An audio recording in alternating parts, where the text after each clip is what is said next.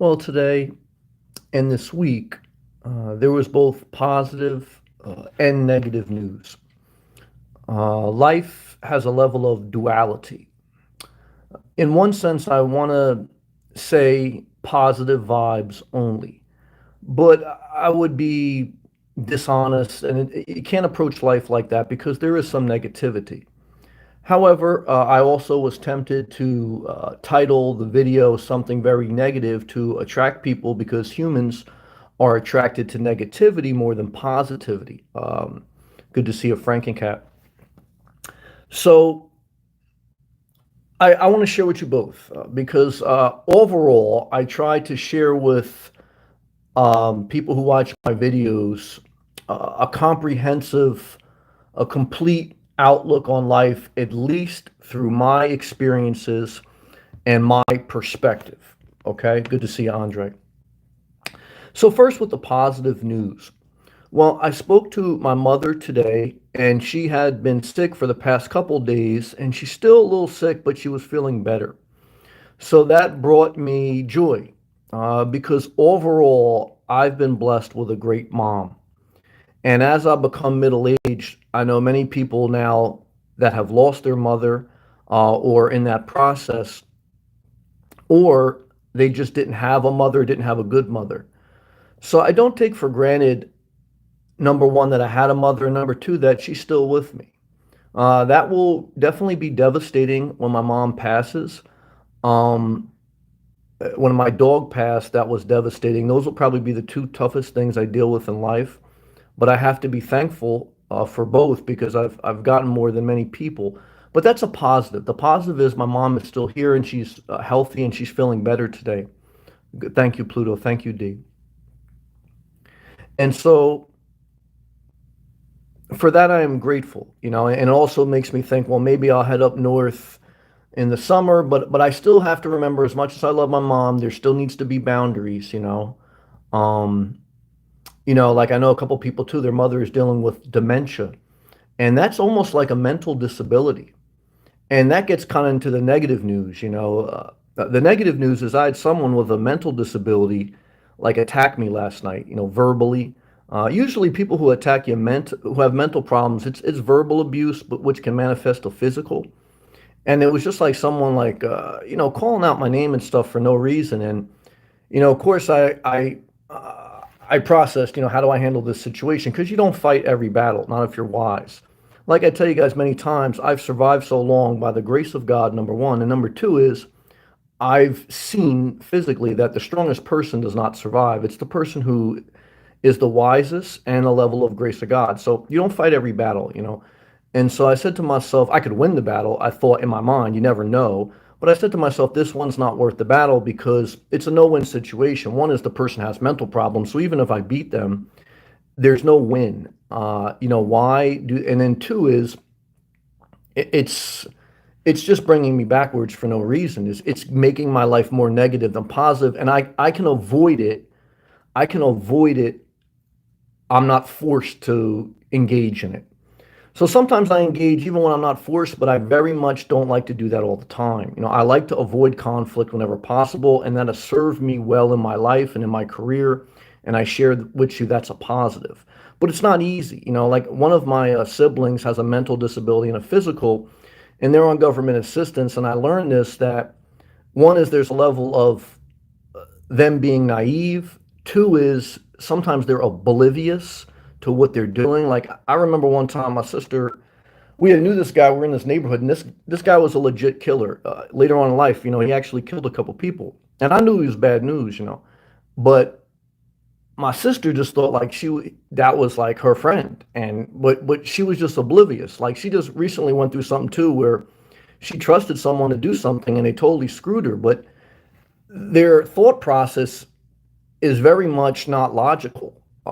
But at the same time, sometimes what makes me upset with people with mental problems is they're not smart with certain things, but when it comes to their own self-interest, they're very smart.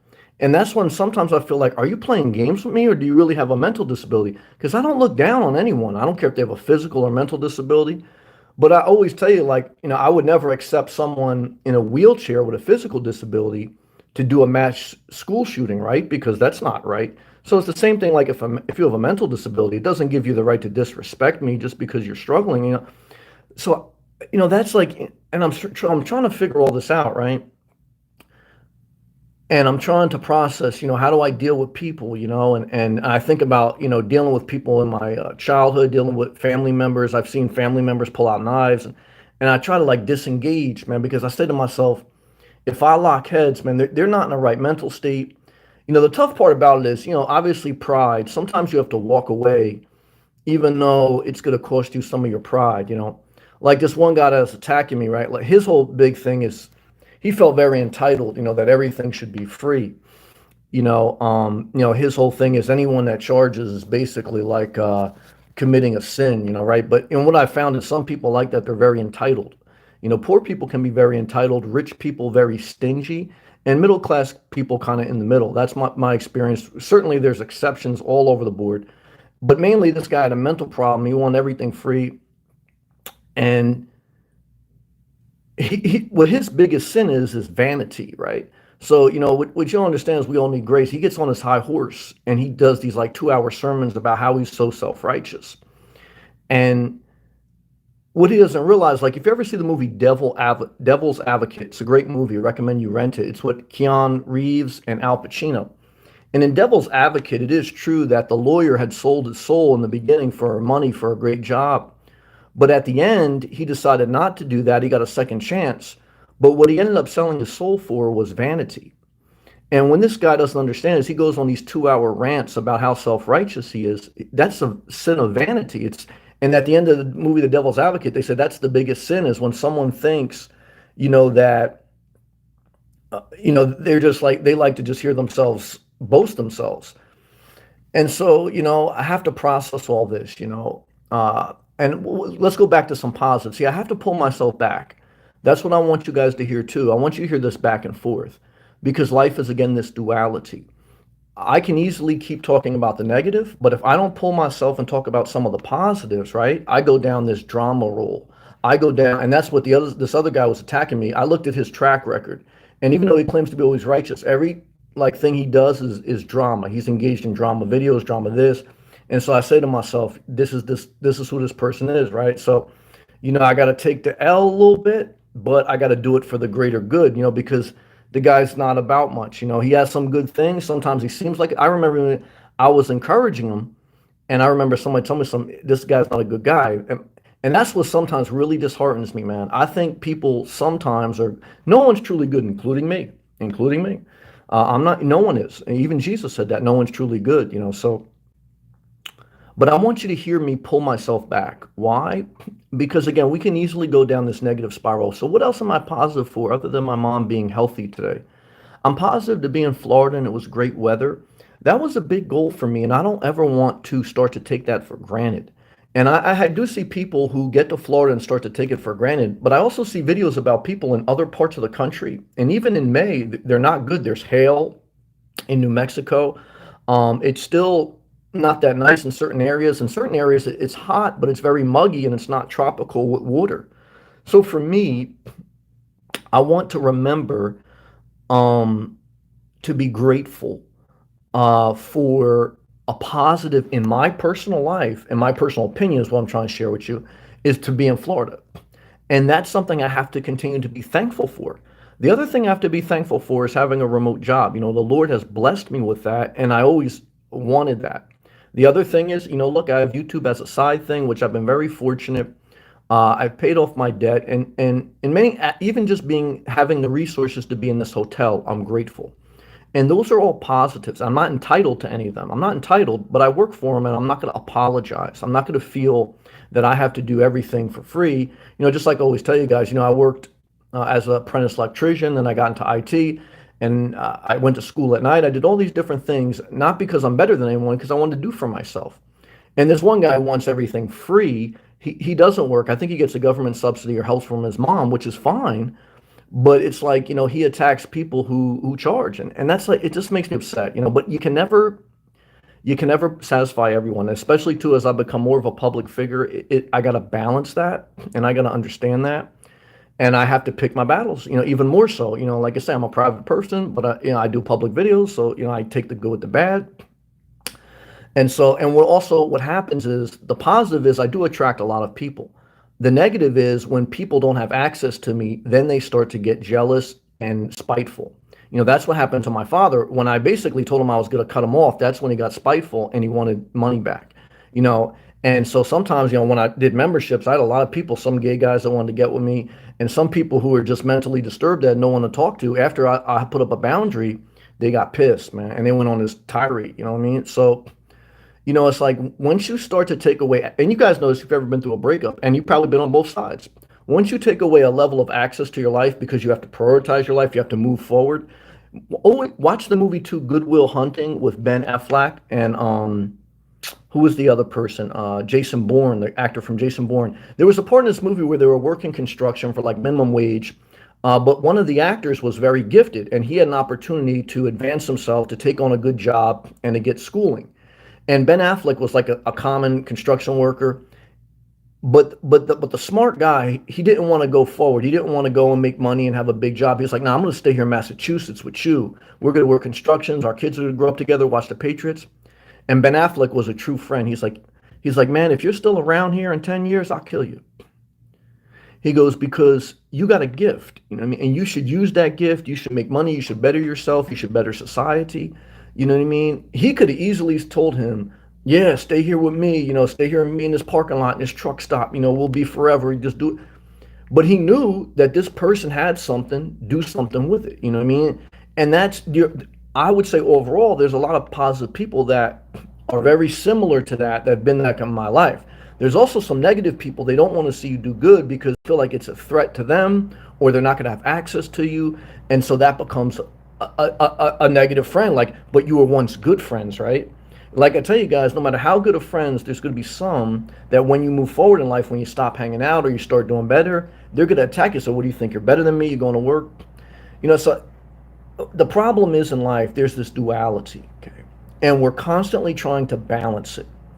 We have to pull ourselves away from the negative, or else we become drama and we become the same thing. It's so easy to get negative, man, because but that's the other thing. Like, we want to focus on positivity, but we don't want to have this positive vibes only mindset where we don't address the fact that there is negativity in the world.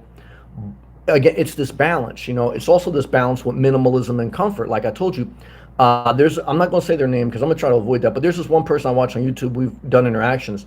They're on their part of their journey where they're downsizing, they're traveling, they're living very simple, and they have a house, and they're thinking of living this primitive life. And I think that's great. I did it. Everyone has their own journey. But they were like getting into this philosophy that, that's how everything should be. You shouldn't have any comforts. And while I agree that sacrifice bursts creativity, I also said, look, if you were in a car getting 50 miles per gallon, if you didn't have like roadside assistance, if you didn't have a phone, there's a lot of luxuries and comforts that we have in today's world that make living a primitive life more convenient. So if every human throughout history said no materialism, you would never have the smartphone. If you never had the smartphone, you couldn't live a minimalistic life in today's society. And if you did, you would live house on the prairie. So without people who embrace materialism, embrace capitalism, embrace money, embrace making stuff, there wouldn't be Planet Fitness, which is a publicly traded company where this one entitled person steals extra free pizza and gets mad when the chats aren't free. So without that corporate America, Planet Fitness is a publicly traded company, and the reason their memberships are so cheap, when you go public, you can offer more stock and get, you know what I mean, and raise more debt, and that way you can give it a lower price. Same thing with Amazon. Why is it so cheap to buy your car parts from Amazon or whatever? Because they're a publicly traded company. They can leverage debt. They can raise money, and this is this duality. Like, many people don't like corporate America, but I always tell you it's better to work for Amazon than to work to Ace, like Amy's Hardware. Because Amazon, you make minimum $15 an hour, you get benefits, and you can move up. So this is that duality. Paige Nolan, thank you very much. I appreciate this. Thank you. Thank you to everyone. I appreciate it. I want to go to all live comments. Always try to bang out the message, the core of it in the first 15 minutes, then we go to all live members chats. I hope that in this 15 minutes, I've expressed my thoughts tonight. that life is both positive and negative. And it is true that sometimes it's more positive and sometimes it's more negative. But it's also true that we have to be very conscious to pull ourselves in this somewhat even balance. There's times we get extremely positive, there's times we get extremely negative. The ability to have self control and pull ourselves back is key. You don't fight every battle. You have to understand who you're dealing with, and you also have to understand who you want to be and what you want to focus on. And there's a time for everything, okay? And so hopefully that message helped you. I'm going to take a hydration break. Thank you to everyone. Again, Pluto, welcome back, brother. You know I love you, and I loved you, even when, no matter what, when people join, when people don't join, and people who interact with me, they know that because I always show them appreciation no matter what. I do what I got to do. You guys do what you got to do. And all the videos are free. But for some people, like I say, everything for free is still not good enough. They're still entitled to more. So all I can tell you guys, I hope my videos help. Thank you. And thank you, Pedanola. All right, all live chats coming up next. If you are in the chat room, please click the thumbs up. We got 67 people watching. Thank you. I appreciate your participation. Leave a comment if you're a member. Frank and Cat, great to see you again. Love and appreciation and respect to you. Respect, that's love. Andre, man, shout out to Jersey, man. You've been very positive. You've been a very positive person, Andre, and you didn't have to be. You participate, in my opinion, in a very positive way, and you don't have to. So I just want to thank you for that, and I hope I acknowledge it enough. Frank and Cat, hey, Sam, hello to you. D, thank you for everything, too, because you've been very gracious. Yeah, I'm glad my mom's better too, and shout out to everyone who's lost their mom. I know Pluto lost their mom last year. I'm sorry to bring that up. I know if it's hurtful. And shout out to everyone who had no mom or had a bad mom. I know I've seen people in all these different varieties of life, so. But again, even with a good mother, what I tell you, you still have to have boundaries, because I saw that last year with my mom. And to be honest with you, I read a text that my mom wrote to her aunt that, I hope Sam goes back to Florida soon because I was fighting with my sister. And I read that text because I helped my mom with my phone. So even my mom wanted me to leave because I was fighting with my sister. So now, do I hold that over her head? No, because I understand where she's coming from. And I didn't really want to be around there either. So what I want to tell you in life is everyone still needs their space. Even my mom has done more for me than anyone else. So she needs her space. I need my space. And even my father, I don't speak to him anymore. He did a lot for me that a lot of other people I know didn't have a father, or they didn't do so, but I still have to have a boundary. I can't go back, and he had some mental problems. OCD, which stands for obsessive compulsive disorder, is a mental problem. It's when you obsess over something, and that makes you a very controlling person sometimes. And what happens is when things go outside of his routine, he gets very upset because his routine keeps him calm. And when I started to change my routine, that made him upset. I can only imagine how he acted during COVID. And that's why a lot of people really, everyone's mental health got hurt through COVID because it was very tough for all of us. All humans are creatures of habit. But a lot of people really, their mental health got broken because their routine got so out of whack that there were, and that was part of the unrest too in society amongst the other things. But human nature is creatures of habit. And so when you took everyone out of their normal habits, some people, it just broke them mentally, just seeing people with masks or not being able to open certain doors. Mentally it broke them. And even beyond the politics, it was just they couldn't do their normal thing. And when you take someone who isn't flexible, you have to remember that most people mentally, they're not flexible. And even me, I'm a human, I've struggled. But I remember there was this job, this one manager, he did so much for me. And I did a lot for him too, because I remember one time he could have got fired, and I basically said, no, don't fire him, he's a good guy. And he did the same for me. It was a reciprocal thing. But it was like at the end of the relationship, like I think like he felt like I wasn't going to be there anymore. And I saw him like almost like my father, like get a little spiteful towards me. And I was so hurt because I couldn't, like even up to it, like I tried to express how grateful I was. And it hurt me so much. And I'm trying to figure out, like, why is he getting rigid? And, a couple of people pulled me aside, like, Sam, don't get hurt. He's just, you're not going to be here or whatever.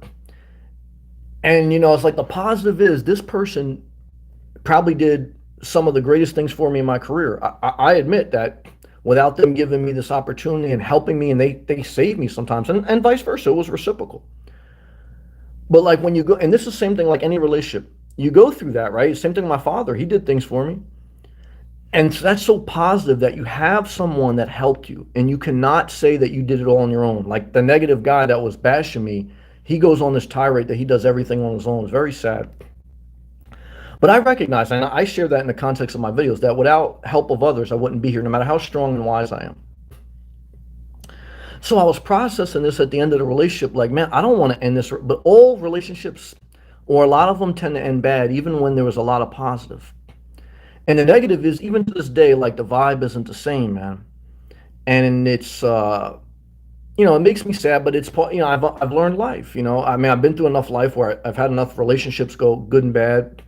And, for me, I try to be a positive person, but I can't like once something goes to a certain point, I have a tough time, like, getting past that. It's like, I don't know how you can say certain things or act a certain way and then go back to normal. Like, I can't, I don't have a problem with forgiveness, but it's like, like DMX, I can forgive, I just can't forget. Now, again, I failed, so I don't want to act like, you know what I mean, I haven't failed people, and I need forgiveness. Um, but I don't know, this is why relationships end. The positive is we've at times had relationships that have helped our career, have helped our emotions, have helped us in many ways. And the negative is some of these same people now we don't speak to because they got spiteful at the end, or we hurt them, or they hurt us, and it's not the same. And it's like it's a death. It's like I remember when I was dating this girl, and she had gotten over someone, or we were talking about like her ex-husband or whatever, and she was just telling me like, Sam, I don't like to talk about it because for me it's like mourning. It's like it's like even though they're still alive, they're dead, and like because they almost, and it's like how do you deal with that? And I understand that. Now, again, this doesn't mean it's a situation for everyone, but this is part of my life experience that I'm sharing with you. And I hope it helps you a little bit. Thank you. Back live comments. Pluto, welcome back, man. You know I love you, and I loved you yesterday, which I told you in a comment, and I put nothing over you entitled. No pressure. Why? Because you have to do you, and I have to do what I have to do. And two people who love each other, there's that freedom, and that's why I love my mom. And that's the positive. Like my mom, she never really got controlling when I wanted to sell my house, live in my car. She said, Sam, as long as you're being safe, I don't understand it. My father got very controlling. Same thing. Like I had some viewers, as soon as I did memberships, they got spiteful, nasty because they couldn't be part. And some people said, Sam, look, I'm not going to join it, but do you, man? And so that's like the difference, man. And look, you guys don't have to understand, don't have to agree, but if you love someone, you gotta let them fly. You gotta let them do right or wrong. That's their thing. You know what I mean? And don't shit on their name if they ain't bothering you. You know, and that's what I mean. There's certain people they act a certain way. You can't fuck with them no more. You know what I mean? And you realize that they're frauds because like, did you really love me, or you only love me when I did what you wanted me to do and act how you want me to act? Yeah, I know the deal. You know what I mean? And so, but I guess they really did love me. Like I still think my father really loved me. He did some things he didn't have to. And same thing with certain managers. Same thing with even certain people online. But look, I mean, I got to do me. I can't live a life for you, And if you want me to live a life for you, our relationship's done. That's the negative, and it's not going back. And I'm not mad at you, but because I want to keep it positive. I don't want to fight. I don't want drama. And certain drama I'll look over because, to be honest with you, it's not worth it. It's small potatoes.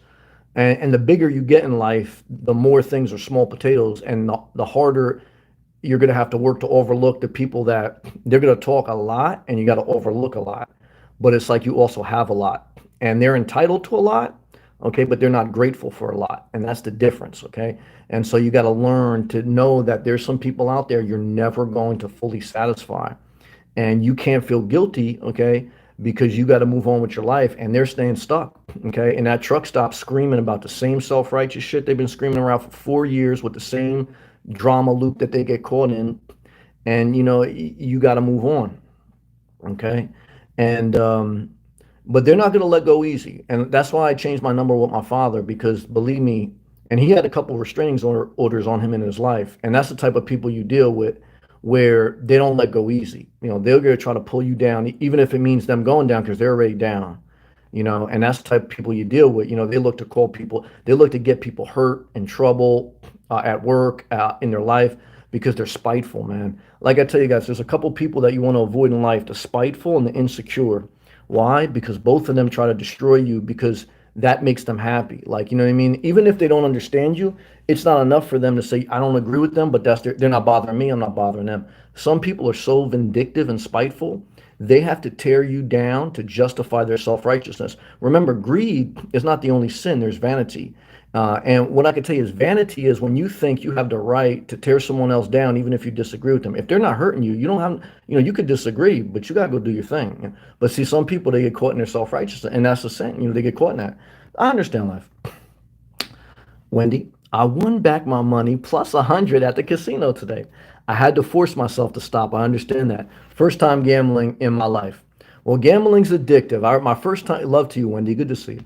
My first time gambling was in Atlantic City at the crap table, and I got a little hooked. But I never did anything past a certain point. There's always a line, right? But I definitely lost more money than I made. Same thing with day trading. You get kind of hooked, and overall, I lost more money than I made. It's like every other thing. It's a level of entertainment or high risk investment. So here's how you look at gambling or high risk investment. Okay. One is before you do any of that, you get a savings account of at least 6 months or 12 months worth of expenses in your savings account. Next is you work on paying down your debt. Then three is when that's in place and you have a main source of income and hopefully a side source, then if you want to put about, anywhere between 10 to 30% of your money into some type of risk, then, that's, you can either consider entertainment or high risk investment. Because worst case scenario, if you lose all of that, you still have 70% of your assets in secure, stable accounts. You still have an income and a side income, and you have no debt. So even though you'll feel very bad about losing money, you won't be suicidal because you've balanced your risk reward ratio. And like I said, you always have to balance your risk reward ratio. Even me, right now, not being in a gas station, it's just part of a risk reward ratio. And some people got resentful towards me when I got out of the gas station. I may be back in one. I may be back in a house. And there's some people that, like most people are just positive. They're like, man, that's positive news that you're moving forward. Shout out to Gloria. She had watched me and she showed me some love. And she was like, Sam, you showed people how to survive in a car just on your own experience. I'm not the only person. Like I said, there's Bob Wells, there's others. Even this one person that I talked to that's negative, a lot of times, sometimes positive, and that's the bad part. Sometimes they're positive, sometimes they're negative. They got three different. If they got three different channels, they got three different personalities. So you don't know who you're gonna get, And so it's the duality. But what I can tell you is, if you kind of like manage your life where you just mitigate risk, it doesn't ensure that you'll never have failure, but it kind of gives you a level playing field with odds. All life is risk management. And when you're younger, you take more risk. As you get older, you mitigate your risk. And overall, if you're direct, if you're honest, look, there's nothing wrong with either spending your money how you want to spend it or charging for a fee. And either people, as long as they're not forced to do it, fuck them, okay? Because what I can tell you is there's some people, man, like I say, man, I've seen people. I don't. Let's stay positive. Let's more positive than negative.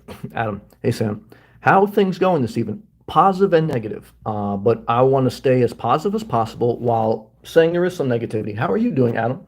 Love to you and your family. I think about you again. Adam's dealing with his mother has dementia, and that's like a level of a mental disability, right? And that can become very frustrating. Why? Because when you're around someone with a mental disability, it can almost make you feel insane. Like I knew a couple of correctional officers, and it was a very tough job because when you're a correctional officer and you're in the jail all the time, it's almost like you have an inmate's mentality. You almost have to, right? And it's the same thing when you're around a lot of people with mental problems or dementia. It's like if you stay around them long enough, it's fucking disaster. Like, my one sister stays at this like subsidized spot, and there's a lot of people, all these different mindsets, a lot of mental disabilities. And if I stay there too long, guys, it's crazy. You know what I mean? It is what it is. And so I gotta have boundaries, man, because I gotta take care of my own mental health. You can't help someone else by breaking yourself, just to try to show empathy. So, and some people don't want to hear this, but look, this is the reality, and so I gotta share it. And so, and at least I leave my videos up. Some people, they're so self-righteous that, everything they do is free, and then they delete their videos. They don't share their life. They keep certain stuff. So I look at this, that's frauds, man. You know what I mean? But I understand life. I understand people get this self-righteous. They want drama. And I think some of it is they're attracted to you. They want you. There's a whole nother gamut, when you share your life with someone. Like some of it is, I think, sexuality. Some of it is mental awareness. And some of it is just like a mental disability. A mental disability, you can't understand it. You don't this person doesn't process information now we all have mental health, so I'm not above being mentally broken. But like I tell you guys, I'm not gonna let someone in a wheelchair beat me up with a baseball bat. Why? Because they don't have a right. And it's the same thing with someone with a mental disability. Like you're not gonna just attack me, but at the same time, I'm gonna avoid, even though I can, I'm gonna avoid attacking someone with mental because guys, I don't want drama, I want positivity. But this is part of the duality. So how do you deal with someone with a mental disability? Because it can get very negative. You got to have strong boundaries, okay? And you got to disengage. Someone with a mental disability, they lock on like a pit bull. Like I remember there was one time growing up, we always had dogs, and my mom had got a dog from the pound. It was like the only one we had got from a pound. And when we got the dog, I was younger. I don't know what I was, probably around 9, 10. When I got the dog, I took the dog to my room and I wanted to watch cartoons with the dog. But the dog had this temperament, which basically, like its mind always stayed angry. And no matter how much you loved it, no matter how much you took care of it and you didn't hurt it, it would just attack you. You know what I mean? Like a mental disability. And so I was sitting with the dog and all of a sudden would just bite my leg. And I'm saying, I didn't do nothing to you. Why are you biting my leg? And we had to take it to the vet. And the vet said, look, the dog got this temperament. You're never going to change it. And we had to put the dog down. So like I say, and especially in society now where all the mental institutions pretty much closed, there's a lot of people out there that maybe not be violent, but they're verbally abusive. It's like they ever feel it right, like they get on the self-righteous thing because in their mind, they're God. Like they got that Kanye complex. Like Kanye was a beautiful artist. I remember like being in a outside of a strip club in Rahway, New Jersey, and Jesus Walk It came on Hot 97, and it really helped me. And this guy's blessed. He even had that one line like, "I'm not going to hell. I made Jesus walk. I can never go to hell." But at the same time, he's got a God complex. He said that too in a remix he did with Ghostface. And that's why Kim divorced him, because you can't deal with someone when one minute they're like this, the next minute like this, and they're just like they could bash you, they could hurt you, they could love you, and you're like, yo, B, this is too crazy. You're making me crazy. You know what I mean? And so it doesn't mean you're better than them, but see, they think they're better than you. They think like they're Trump, they're God, and that's Trump had the same thing where he had a level like he thought like no one could correct him, no one was above him. Kanye, same thing. That's why they got along. Now look, Biden, who knows what's going on with Biden? And so look, I don't want to get into politics. I know it's negative, but I try to stay positive while addressing the negativity because it's part of life. And some people don't like that.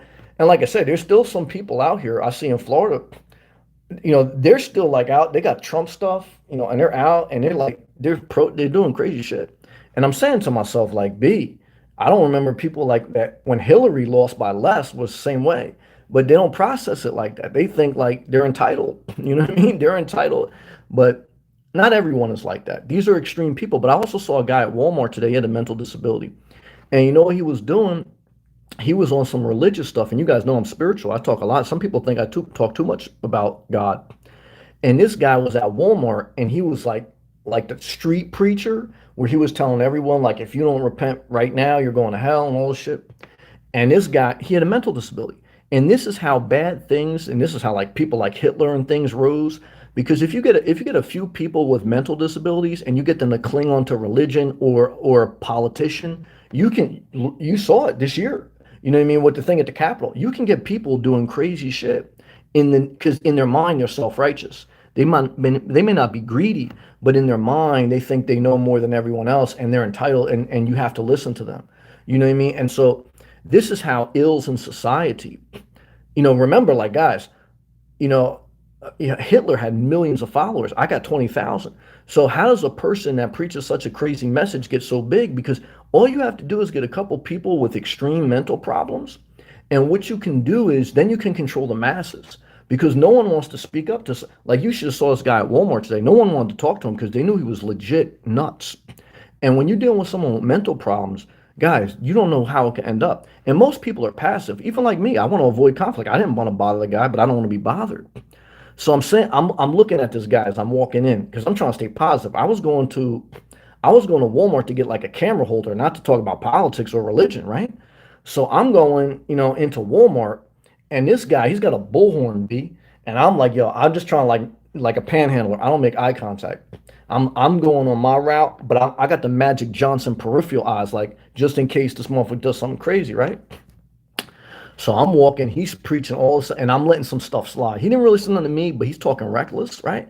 And just like this other person was talking reckless about me last night, I said, I'm gonna let this slide because I know how it's gonna end. I'm not. What am I gonna do? Destroy my life for someone when I'm in? No, I'm not gonna do that. So I'm listening to this guy talk, and I'm saying to myself, this is how crazy stuff happens in society. Because this guy thinks that because he thinks it in his mind, it has to be. And it's not enough for him to have his right to think it. Other people have to think the same thing. You know what I mean? And if they don't, the world is wrong.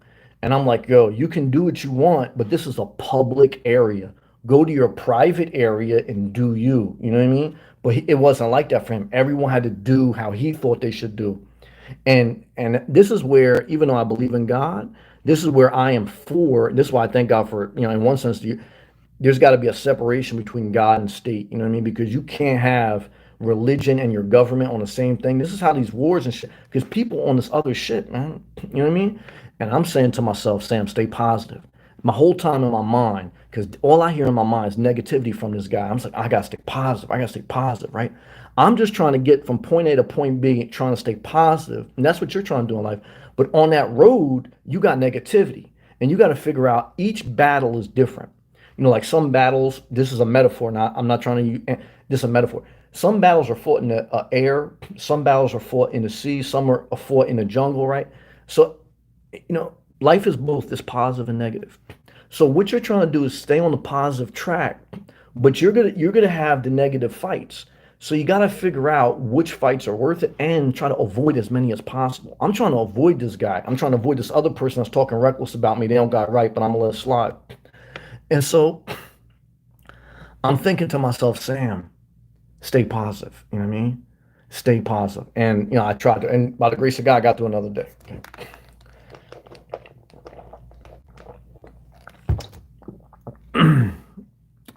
Twister, great to see you, brother. Twister, it's good to see you. It's a blessing to see you. You're a very positive person, man. To me, you're like way positive, man.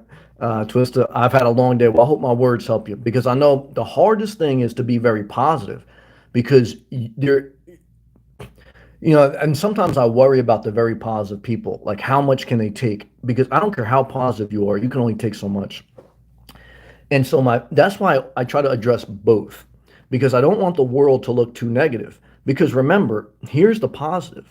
Out of all the people at Walmart, and I'm sure, I'm in Florida, I'm sure there was just as many people in Walmart that liked Trump or that were Christian, but only one of them, okay, was with a bullhorn, okay?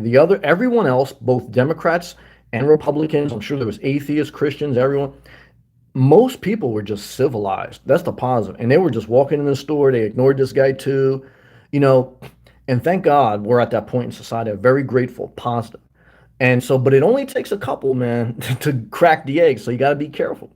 But that's the reality, and you see like too, like I really don't watch the news anymore, but I see the news flashes about like whether it's Asian hate, Jewish hate, Muslim hate. You see all these hashtags like no hate, right? And I'm thinking to myself, I've been fortunate enough where I grew up in an area where it's very diverse, and I've seen a lot of diversity in life, race, religion, culture.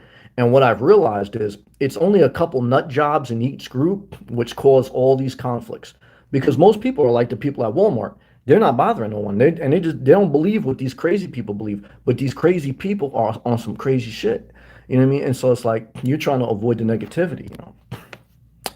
Marcel, I want to make a walk and talk video and give voice to my thought process. You're doing a great job. Thank you. Just wanted to check in. I'm gonna hit the sec. Well, I thank you, Marcel, being a very positive person.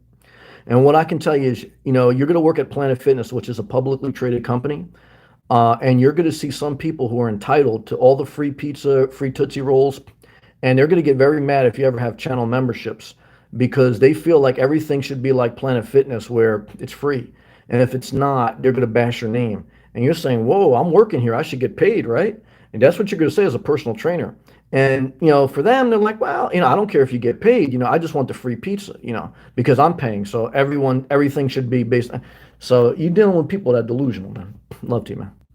Um, Mary Taz, thank you for the love. I appreciate that. Blessings to you also. Love and appreciation are very positive. Marcel, on a positive note, oh, okay. I made $130 US currency. Well, shout out to you. And US currency is even a little bit higher than the Eurozone currency, I believe, currently. I don't know what the ratio is. So that's awesome, man. Congratulations. If I know my man Adam was talking about he made about $100 a day. And if you worked 5 days a week, that would be about $26,000 a year pre-tax. So if you made $130 a day and you work 5 days a week, that would be $650 pre-tax. And if you did that for 52 weeks, which is how many weeks in a year, you would make $33,800 US currency pre-tax, pre-deductions, pre-healthcare. Because in America, you have to pay your own healthcare. In the Eurozone and every other first world country, you don't. However, in America, you have Medicaid, Medicare, and this one guy who wants everything to be free, he's on Medicaid. Okay, his mom or the government subsidizes him, and that's why he wants everything free. And he's on Medicaid, and he's mad at channel memberships. And I'm saying to myself, B, relax, B. Okay, watch for free. Okay, play with your flashlight and relax, B. But for some people, it's not enough, man. That's all right. Peyton on positivity and staying in your own lane. Yeah.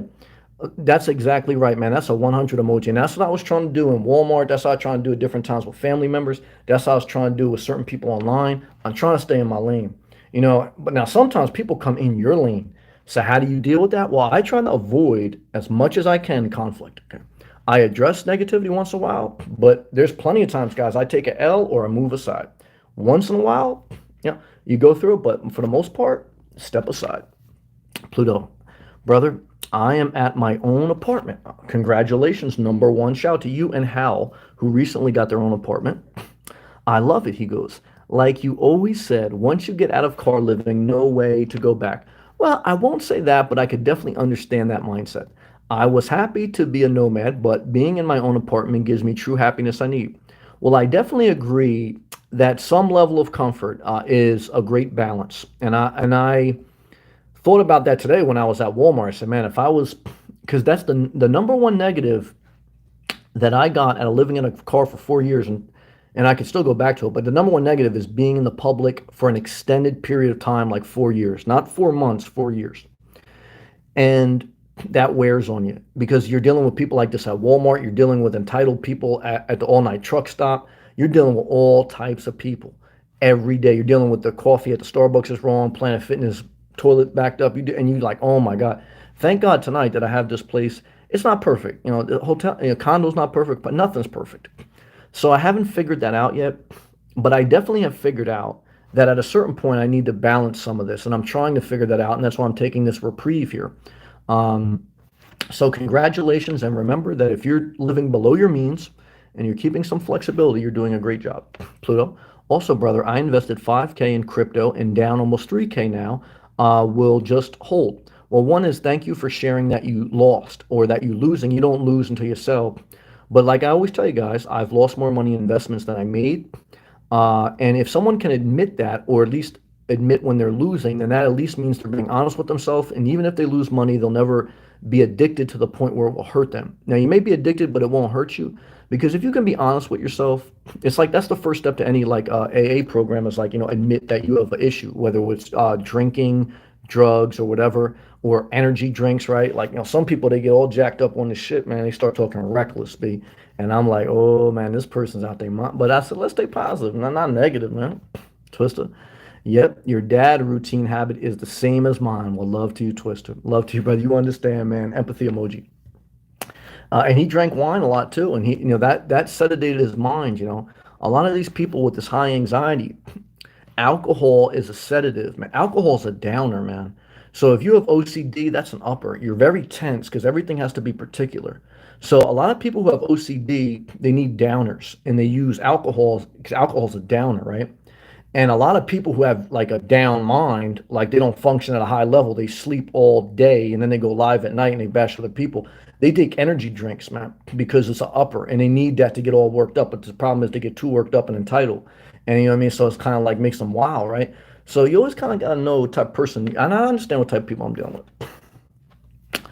with. D, people are nice until their a-hole human nature is, and we're all the same way.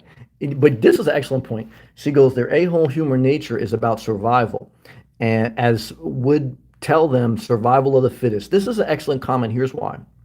I spend a lot of time in nature. Even today, I spend a lot of time in the public park. And a lot of people tell me, and I used to say it too, that animals are better than humans. The problem is you haven't spent enough time in the wild. Animals are actually worse than humans. If I feed the squirrels, they'll start fighting. I have to like throw the nuts one way, throw the nuts the other way, and there's always one bully in the squirrel. And so in this, and then I saw birds. This is what really broke my spirit one time. I used to think birds and doves. I got a dove. I used to think they're angels. You've never seen birds fight in a bush. They go crazy, man. And you've never seen a pelican come down, swoop in, and like totally rip the neck off a fish. Animals are at a very primitive level. And even though they can be very loving and nice, they are very much just like humans. They fight for food and survival. Um, and it's like the same thing with humans. When you are a threat to their money bag, and that's why most wars start. But at the same time, I think there's more to wars than money. Why? Because remember, governments can print money. Governments can print money. So really, there's really no reason, for any government, okay, of any significant size to fight. America can print money, China can, and they both do. Russia can. And all the Middle Eastern countries. So I think a lot of it is to just control humans and keep them a level of divided.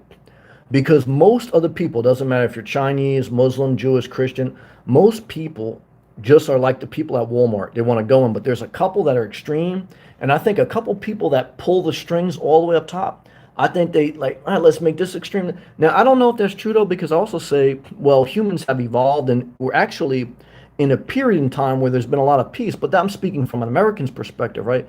There's a perspective where there's some parts of the world that they've been warring for a long time. So I don't know, that's not an easy thing to figure out. World peace is probably one of the things that you'll never figure out. But does it mean you should try to stop? No. If you tried to stop figuring out world peace, then you would just let some of these human tragedies continue. And sometimes they do longer than they should. But I don't have the answers to all the things. I'm talking it out. Mary Toss. I had work on my side job today. I work for an investor who I used to work with at my job. He, he has several partnerships and licks that I handle the deposits, checks for. I work my own hours, so it's good.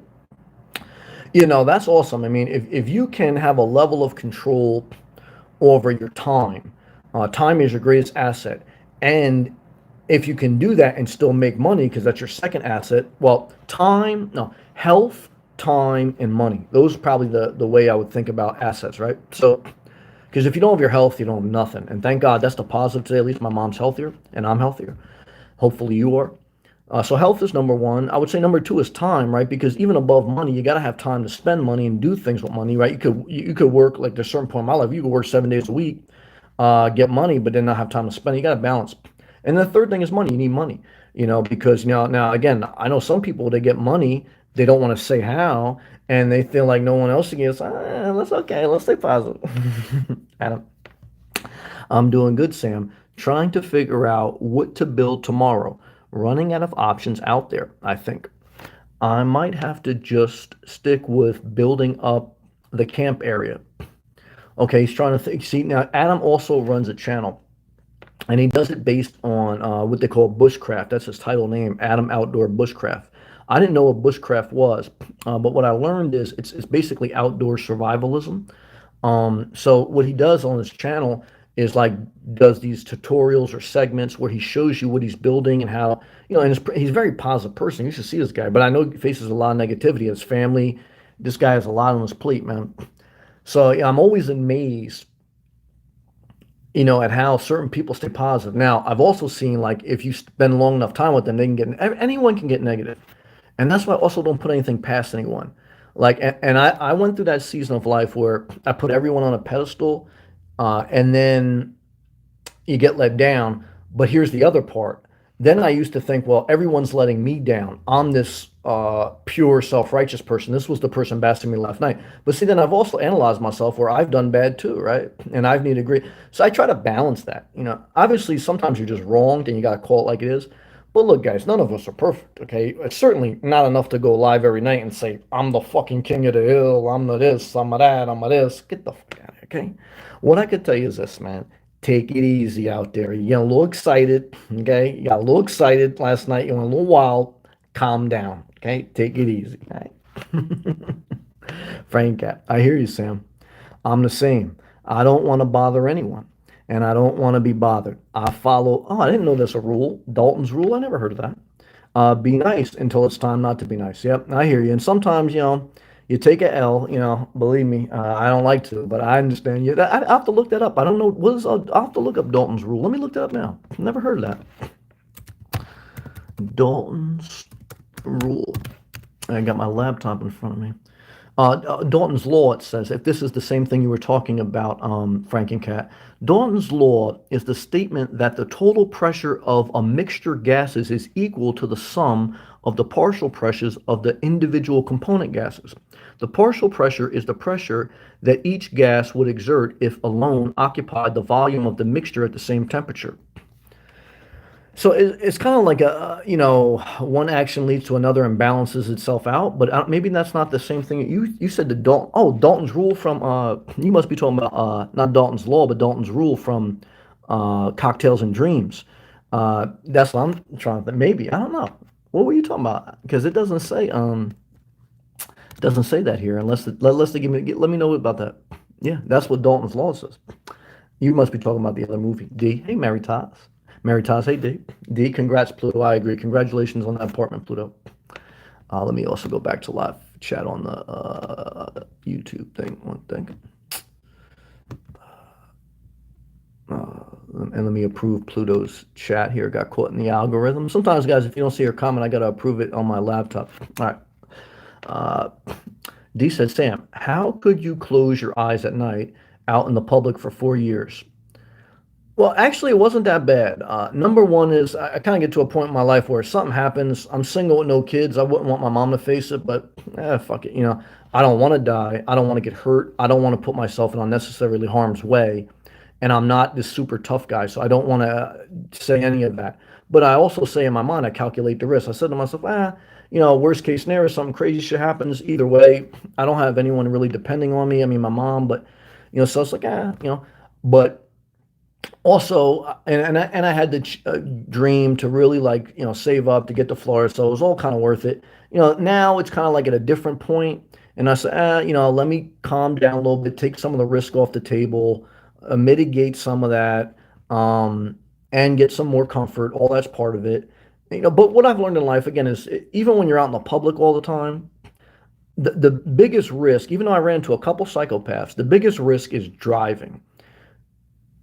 I really didn't have an extreme fear of someone banging on my door at night, even though it happened once or twice. It was a little wild. But my biggest thing was driving more, because driving is the most dangerous thing most humans do. And that's part of the risk analysis that I look at. I love to drive, but statistically speaking, the longer you put yourself on the road, driving itself is a very dangerous thing. And that's why eventually I'll go to automated driving, because it'll cut down on the fatalities and deaths. There'll still be some manual driving, but a lot of driving will be automated probably in like 30, 40 years, in a generation. Everything takes a generation. What's a generation? About 40 years. So it took the Israelites 40 years to get to the promised land. And even now, I still fighting with myself. What I tell you is this, is that in 40 years from now, most driving will be automated and some manual. Why? Because it'll just be a risk assessment. Like, even though some people will fight it like they fought going from horses to cars, there was this one guy, again, I watch him, I respect him. He went from Florida to California in 1 week because he drove a car. If he was driving a horse and living a primitive sacrifice life, he may not even make it to California. He would have went through a lot of hardships. The trip wouldn't have been worth it. It wouldn't have been enjoyable. And so, if humans went from horses to cars, because of basically what it did was it gave them more upside, less risk. So eventually humans will go to automated driving from manual because it'll just give the human more upside. It's evolution, right? Humans are constantly evaluating risk reward. And that's what artificial intelligence is. All artificial intelligence is mathematical formulas calculating the most probable outcome.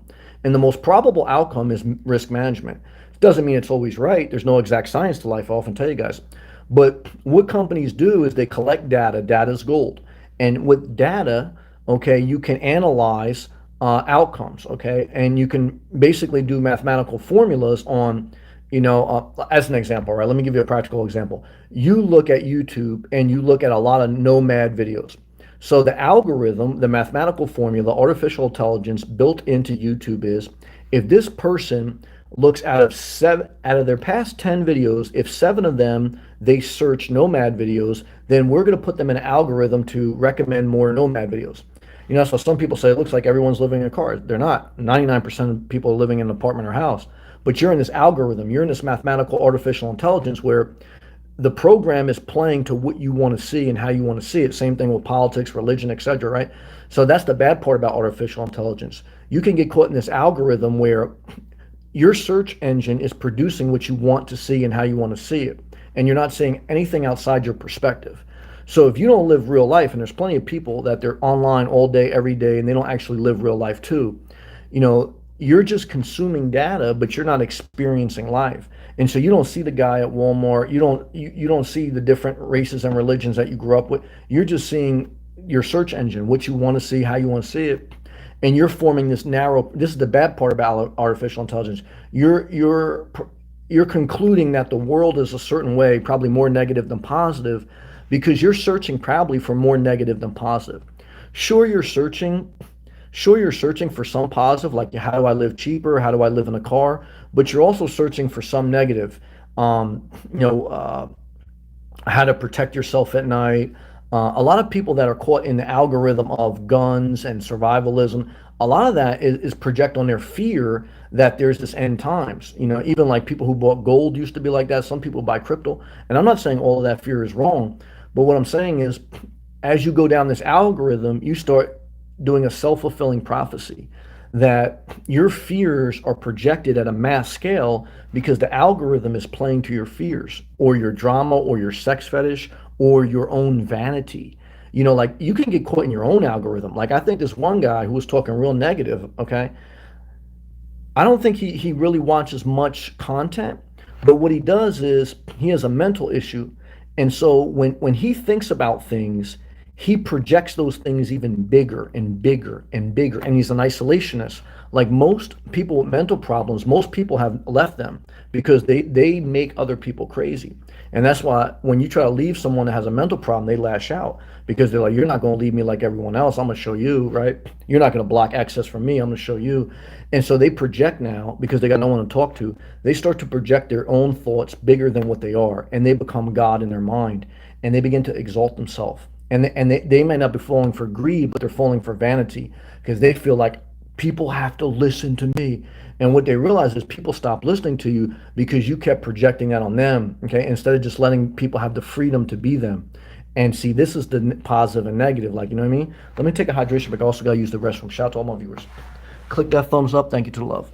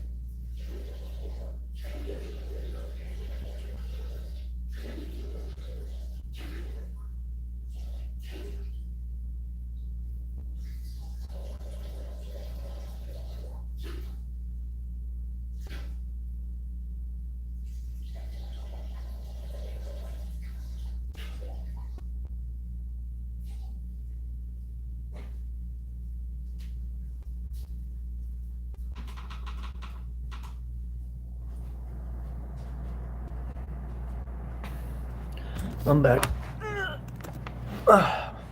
Shout out to you guys. Thank you for being patient. Love and appreciation. Andre, my man, Sam, I got another side job there. Don't I'm not. Congratulations. Just across the street from my house. Those are awesome. In Springfield, shout out to Springfield, New Jersey, where I was working. That's awesome. I guess he liked my work, and today he contracted me. Love it. When I was a contractor for several years, the number one way you get work is through word of mouth recommendation. Why? Because guys, someone's testimony is even better, especially personal testimony, than a Google review. Because when someone can vouch for you, that pretty much means that you are more positive than negative. Now, I heard a negative person last night say you're ruining your name by taking money. They're ruining their name by being self-righteous, taking too much free pizza, stealing flashlights from the all-night gas station, and going on this tirade, okay, that they're entitled when they receive money from their mom, the government, and everything else, and they don't want anyone else to get money. So the positive is you don't ruin your good name by collecting money, because you're collecting money for doing a service, okay, whether it's a side job, whether it's therapy, whether it's YouTube, DoorDash, or anything else, okay? So what I can tell you is this. When you work, you should get wages. You're not forcing them to give you wages. You're offering a service, okay? And what some people don't understand is there's a service to swing a hammer, which I did. There is a service, okay, to talk something out, which is therapy. There is service, okay, to sexual fantasy. This one guy who got self-righteous, he used to go to hotels and have sex with transgenders, okay? Real nice guy, okay? And now, okay, he's this righteous king of the road, okay? Now, okay, anyone who does anything for money, everything's got to be free, including the transgenders at the all-night gas station. And I said to myself, man, let's stay positive, okay? Let's stay very positive, because it's going to get negative very soon, man. Charles, love the Roadhouse reference. Oh, that was I'm looking up different things. Suitcase, man, I'm late, man. Forgive me, man. Charles. Oh, I see. I'm all over the place. I didn't know it's about that Dalton's rule. I don't remember the Roadhouse. That was with Patrick Swayze, right? Charles, Wesley, shout out to Roadhouse. D. Sam, I see where Adam is very strong in body and mind. Love to you, D. Thank you for that positive word of encouragement. Suitcase. Howdy, Sam. Wondering, do you use shower shoes at gym? No, I never have. I see guys that don't, and sheesh. Yeah, I don't. But I saw guys that wore shower shoes and then they walk around naked in the gym for about 30 minutes. So, to me, look, guys, shower shoes don't mean nothing to me. But I respect if you wear the shower shoes. I don't hate on the shower shoes. But to me, it's like, it's like wearing I don't know. I don't want to say, I would just say, look, I'm not a shower shoe guy, but I could totally respect and understand the shower shoe. So to each his own. I mean, but to me, no, I don't really put down paper towels on a toilet bowl, a public toilet bowl when I sit. I don't use shower shoes. But I don't think it hurts, right? Same thing like with wearing a mask. I mean, obviously after you get vaccinated, now you don't have to wear it unless the company enforces it. But it's like it's another measure of protection. So if you wanted to wear shoes, it's not a negative, it's a positive. It's another level of bacteria protection. If you wanted to wear a mask, it's not a negative. I mean, it's just another level of protection. Could be a positive. It's personal choice. So, but my personal choice for wearing shoes is a no. But that's just my personal choice. Frankencat. Yes, Charles. It's from Roadhouse, Sam. Okay, I didn't know that. I'll have to look that up. I didn't know that. Charles. Okay, Dalton's rules from Roadhouse. I know Yeah, it was Patrick Swayze. Okay, yeah. He's the guy from Dirty Dancing. He died of cancer. Yeah, that was amazing. Like, I remember Patrick Swayze, and when my mom had bought TVs with VCRs in the late 80s, it was a big deal. I remember when my mom had got our first VCR, and we had went to Blockbuster. Blockbuster Video was the Netflix back in the 80s and 90s. And I remember when we went to Blockbuster, like the first movie we got was Dirty Dancing, because my mom, I grew up in a house of women, so my mom wanted to watch Dirty Dancing. So that's how I know Patrick Swayze, right? He was like this muscular guy, dancer, women loved him. And that was very positive. This guy was like, on top of the world. The negative is, as Patrick Swayze got older, he lost all his basically muscle. He was very frail, and everything that he had decayed. And that's like life, and we don't take nothing with us. Now, some people, again, they cling on to, you're not going to take any money, so onto this. Well, yeah, you're going to take your spirit, though. So you're going to take all the nights that you decided to talk negative in an all-night gas station about how superior you are to everyone else and how you're doing this is a guy and I know I'm getting negative here, I'm going to get positive in a minute. This is a guy who claims he's so positive. There was another person with a mental disability that came to visit him, but he didn't like him. So what he did was he ditched him and then he went live and bashed him. Okay, the positive is that I believe in forgiveness and grace, and I don't believe in calling out names all the time because it just manifests more drama.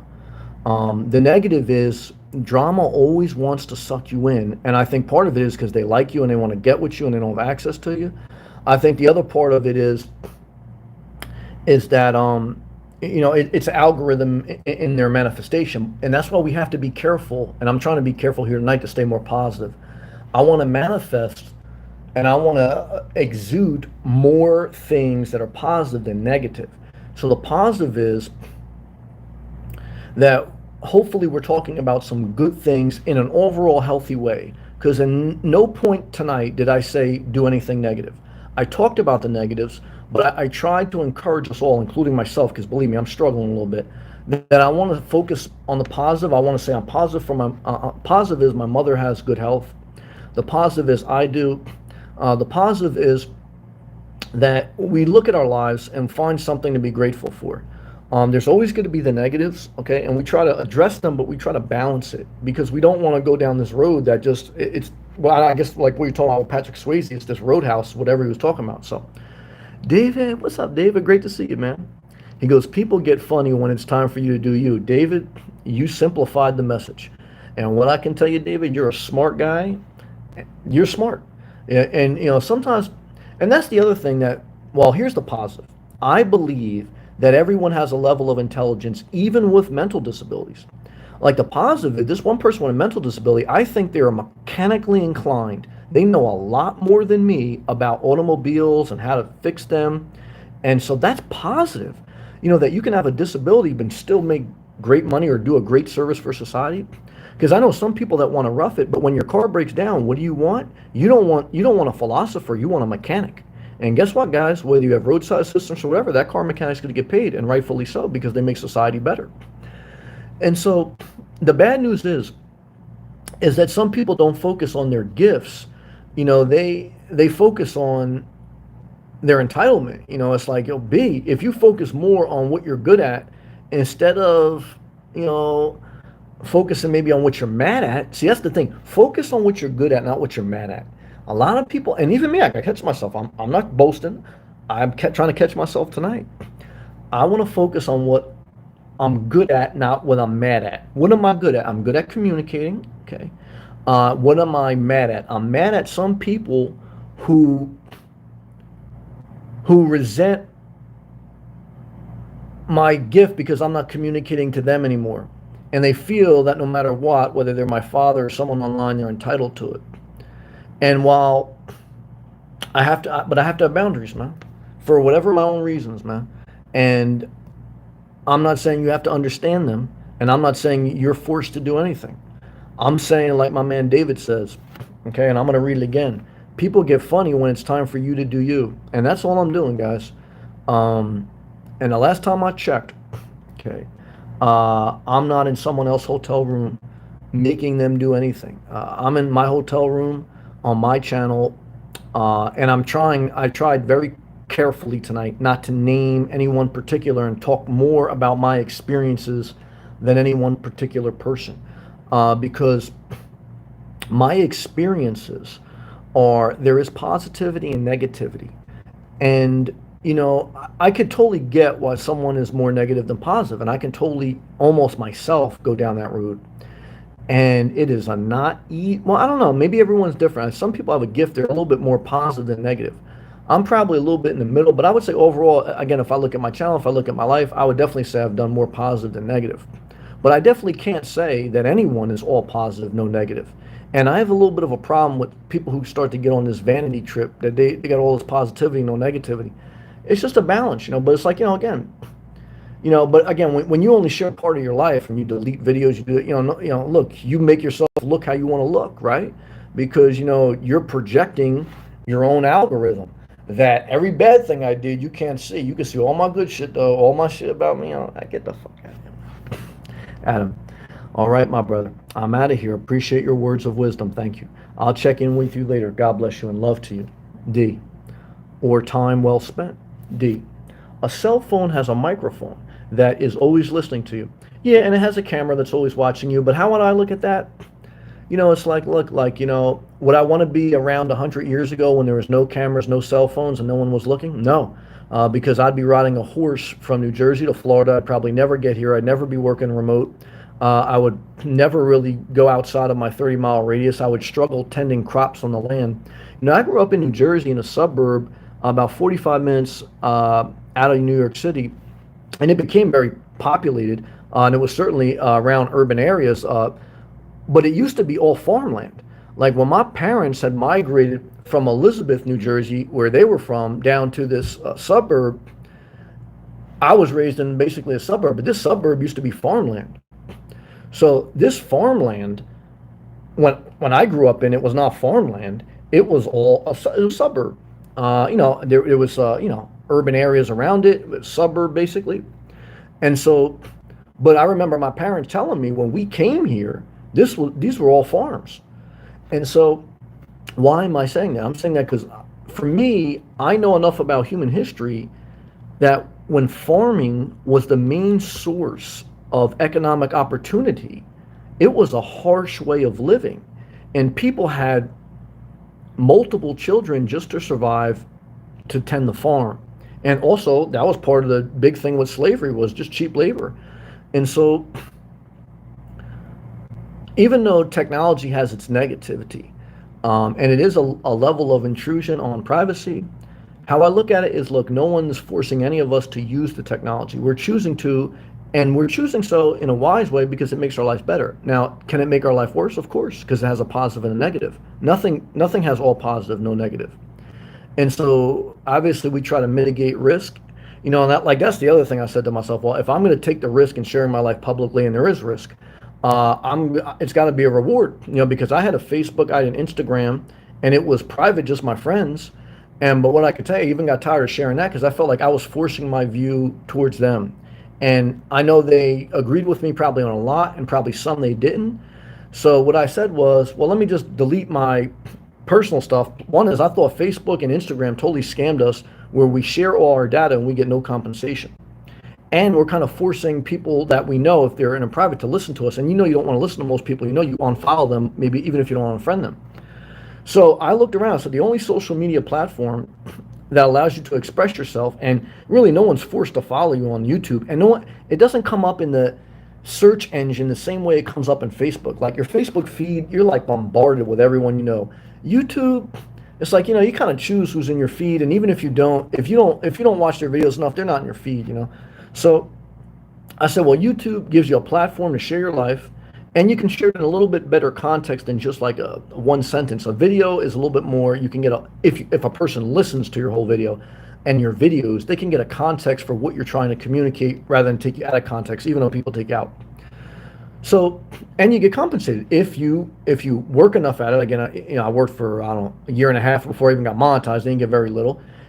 And, look, it's a way for you to connect, to share, to use your gift, to help others. Most of my videos that have got the biggest views are not people looking for inspirational nomad. They're looking for RV reviews, they're looking for information about Florida, or they're looking maybe for some life lessons. But the biggest ones are RV reviews. People come because they want content. They don't really want to hear someone in an all-night truck stop talking about how, no one should charge for anything. What they want to know is, what does the new Winnebago Travato look like? People in their mind, they think that someone's coming online to hear you talk about your grand vision. They're not. They want to look at an RV review, or they want some information.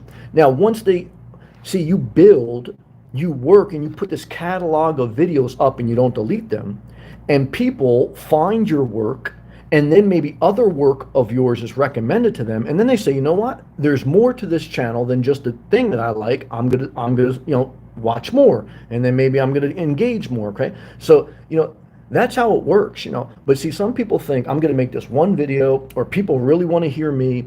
Look, if you have something to say, maybe people do want to hear you. Okay, but you're also gonna have to put in work where there's other things that you offer, and then people get to hear you, get to know you. It's like, I made that mistake with a girl sometimes. Like right away, I want to go like to the end game.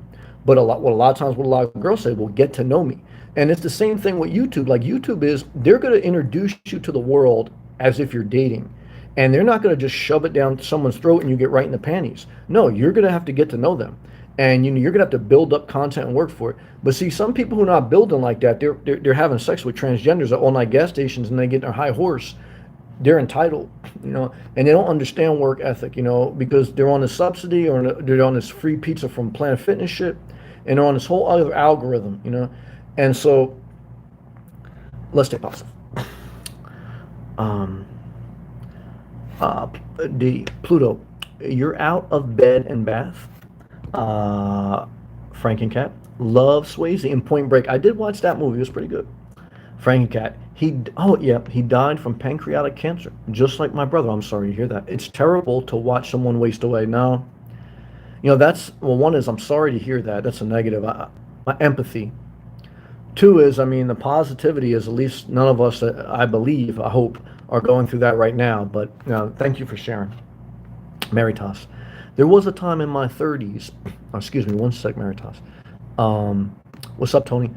Maritas, there was a time in my 30s that I had to get away from negative people around me. I can understand that.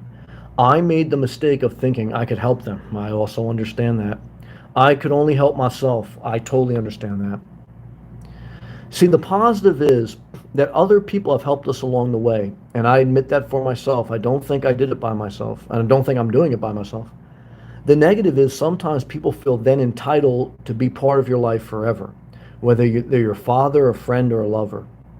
And this is the positive and negative, and it's very hard to separate, because like I know, that yeah, my father did positive things for me, my ex-manager, my ex-pastor.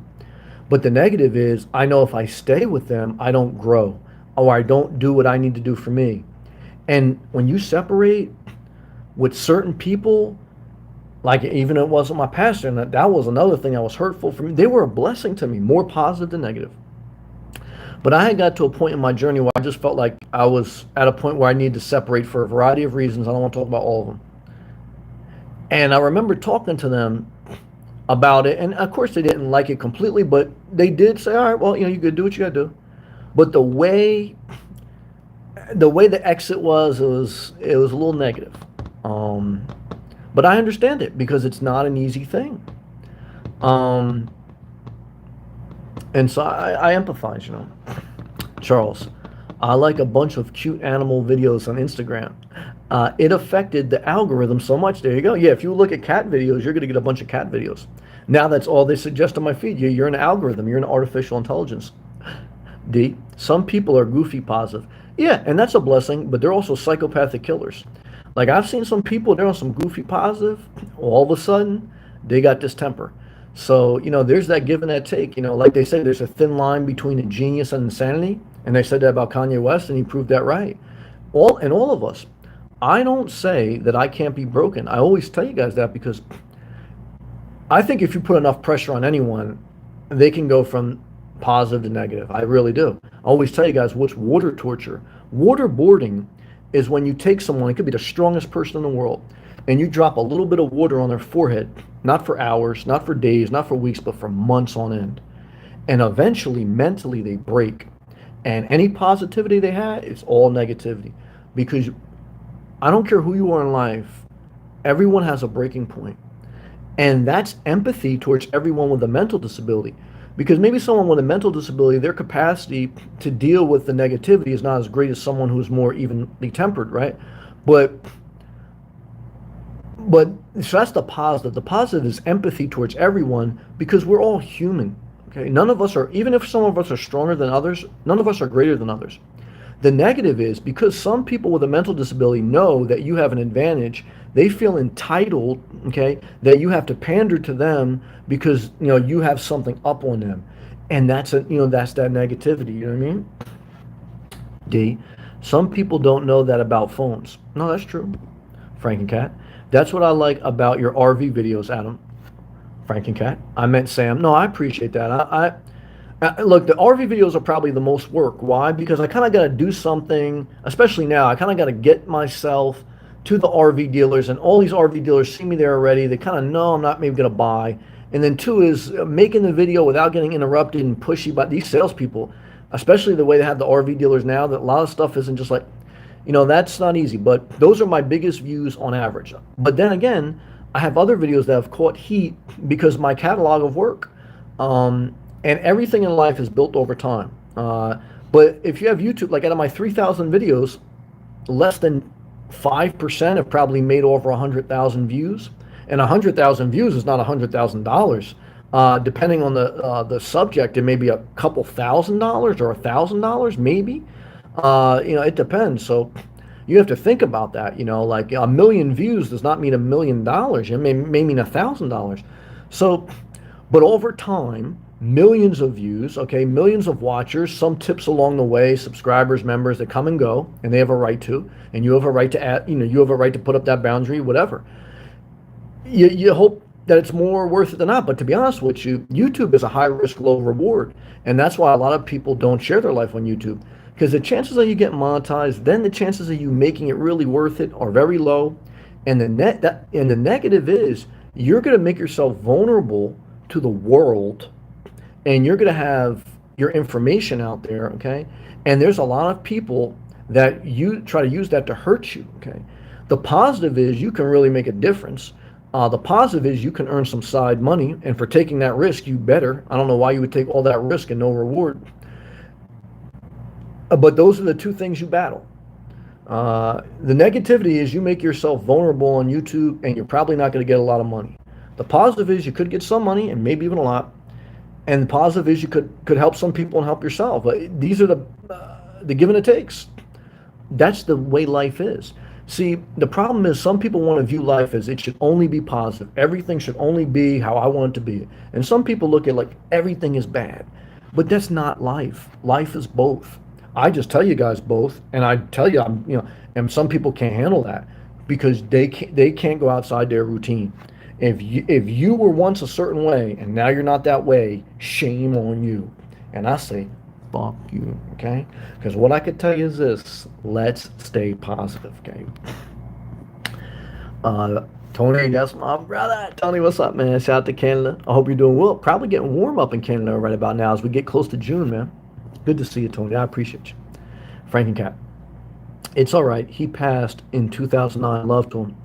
And we weren't as close as brothers as we should have been. But I appreciate the sentiment, Samuel. Love to you. I love my sisters. I think, I definitely could look back at my life and say my sisters did positive for me. Obviously, like any family, there's some negative. But at this point in my life, I never really wanted to fight, obviously. But at this point in my life, I don't want to fight with anyone, certainly not family, but certainly not anyone. But I really don't have much contact. It's at a limited basis, but it's not because I don't like them. And I don't think that, it's just because it's what's healthiest for me and for them. I believe that my sisters need their own space, my mother needs her own space, I need my own space. The positive is we're all still around. If there was an emergency, we'd be there in an emergency capacity. Okay, the negative is if we begin to make life like an emergency capacity, like I did last year, when I stayed too long for COVID and I started arguing with my sister, and my mom wanted basically me to leave, not because she wanted me to leave, but she wanted her siblings, her children to stop fighting. That's the duality. Okay, the duality is if you got family, you're blessed. The negative is family's not always family, but even beyond that, the middle ground is even if family is family, everyone needs their space. And that's why the number one time in most households for heart attacks and stress is the holidays. For America, it's like between Thanksgiving to Christmas, because during that period, families are spending more time with each other than normal, and that space, lack of boundary, becomes contentious, stressful. And you say, well, yeah, that's why third world countries, they know better. They don't get caught up in that. All their families stay together. The reason in third world countries all their families stay together is for survival. The lack of economic opportunity. If you don't stay together as a family in a third world country, and when I say third world country, guys, I mean that can include Puerto Rico. That can include not just like destitute lands. It can include any land that's not fully developed, okay, and have even parts in America. So So what I've learned is that, as Dee spoke, humans are very similar to animals, where it is a level of survival of the fittest. And sometimes to survive, the best way is to huddle your resources, and that's why people and families live together, not because of extreme positivity, but because of extreme poverty. Okay. And so the positive is, if in you're a first world country, you could get a subsidy, which I have some family members, and even though they're on it, it's a good thing because they have their own space. Okay. The negative is, uh, if you go around people too long, and especially if there's a mental issue, but not just people, you don't have enough your space, man. And so it turns negative.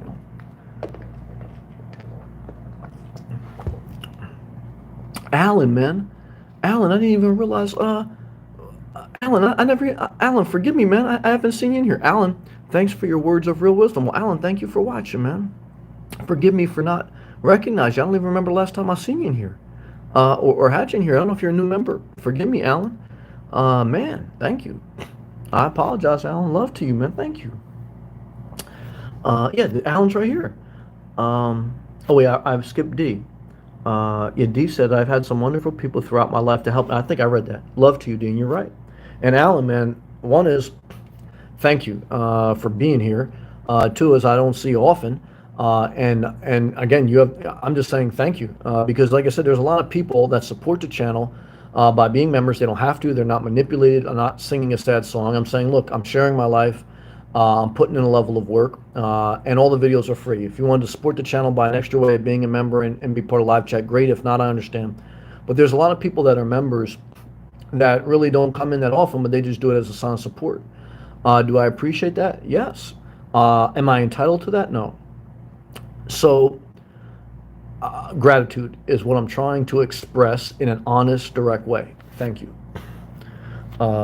D, I like your neighborhood ride tours in Florida. Yeah, I haven't done them in a while, and I would say that's a negative about being in a hotel. Okay, so the positive about living in your car is I am outside more, I'm more creative, I'm forced to be for survival, and so that comes across in my videos. There's a lot more content. The negative is I don't really have adequate time, especially at this season of my nomadic journey, to get away from the public and to rest properly. And so, that has brought me to the hotel, at least for this season. I don't know how long. The positive about the hotel is I rest, I relax, I recharge. Again, the negative is that there may be a lack of creativity. But where some of the Florida tours or the RV tours have diminished, my philosophy and my reflection has increased. Now, again, I'm still balancing my life. So I don't think I'll ever get to a point in my life where I'm just doing philosophy and reflection. I'm just in a season. I can see myself maybe with some home base or some RV because I still want to do the Florida tours. That's another reason why people came to my channel, was they're moving to Florida. And I gave them Florida content, honest, direct content. Don't move to Orlando. Shout out to everyone in Orlando, man. I get some haters on that shit too, man. But it's the positive and negative. Like I tell you guys, you think like Florida's all positive. I can show you parts of Florida, man. They're like third world countries. You know what I mean? So, and I try to tell you guys that in videos. And some people, they only want to hear the positive. They don't want to hear the negative. And some people who left Florida, they only want to hear the negative. They don't want to hear the positive because they feel like there's nothing positive in Florida. That's why I left. But that's not true. It's just that, for you, maybe it was more negative, or maybe you were in a bad part of Florida, or maybe it's just a different season of your life. And, it's same thing with the positive part about Florida, right? Like some people come to Florida and say it's not all positive. I said, well, what spot are you in? Are you in Tampa, Charlotte? Or, nothing is all positive. Florida's not all positive. It's just, I look around, especially now, Florida is still more positive than any state in America. The only time Florida gets more negative than positive is August, September, sometimes in October. So, but definitely August and September is when, if you can, you want to plan a trip out of Florida. Why? Because from August 15th to October 15th, 80% of hurricanes take place. Okay. And so that is when the oceans are at its warmest level. When in the height of the summer, in mid-July and August, the ocean temperature is at its warmest levels. When the ocean is warm, that's how hurricanes form, okay? Because the atmosphere has more energy, okay, to ramp up storms, okay? It's science, guys. And so you're not going to defeat that, okay? Because that's just the natural cycle. It's, same thing like, when it's winter. When it's winter, the Earth, okay, is orbiting around the sun. And at that point in the calendar, okay, the Earth is tilted in the northern hemisphere away from sun exposure, okay? So it's the lack of sun, okay, brings those freezing temperatures.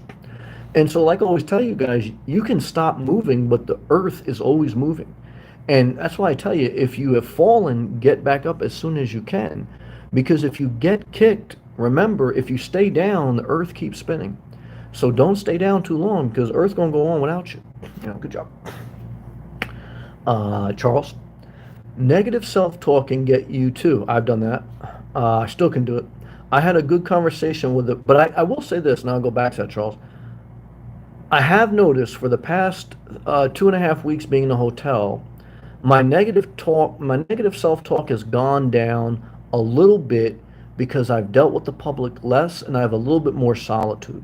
I'm not going to say it's perfect, and I'm not going to say car living doesn't have some advantages over the hotel life, but I have to be honest. Especially, toward, last couple months. Now, there's always a variety of factors, right? And again, I know someone has a different perspective. If they were cooped up in their house for the past 8 months and now they're in their car, they're on cloud nine, right?